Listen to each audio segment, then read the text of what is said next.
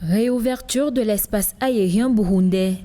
Le 8 novembre 2020, l'aéroport international de Bujumbura sera rouvert moyennant observation stricte des mesures de prévention Covid-19. Ainsi, les voyageurs entrant et sortant devront montrer un résultat négatif du test au Covid-19 effectué 72 heures avant leur embarquement. À leur arrivée à l'aéroport, tous les passagers seront contrôlés et mis en quarantaine pendant 72 heures dans les hôtels choisis. Si un cas positif est détecté, un deuxième test sera requis pour tous les passagers et ils devront attendre les résultats. On sait que l'aéroport est un élément clé pour relancer les investissements et la croissance en attirant les investisseurs. Le fait de rouvrir la frontière et surtout l'aéroport témoigne de l'idée du Burundi de se rouvrir aux investissements et de relancer la croissance économique dans le pays.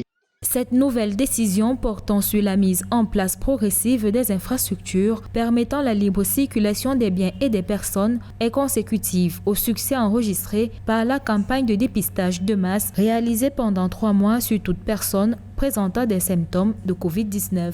Le Burundi prend aussi des mesures de précaution en insistant notamment sur le fait qu'il faut prendre un test Covid 72 heures avant l'arrivée. Je pense que le pays peut s'en sortir, même s'il fait le choix de rouvrir les frontières dans une période. Mais on sait évidemment que les secondes vagues sont en route et que beaucoup de pays dans le monde sont atteints par le Covid et par une grande seconde vague. Pour l'heure, les autorités envisagent de rouvrir progressivement les frontières terrestres et maritimes en fonction de la mise en place des infrastructures sanitaires. En rappel, c'est en mars 2020 que le gouvernement burundais avait décidé de suspendre les vols internationaux commerciaux après l'enregistrement des premiers cas positifs de Covid-19 dans le pays.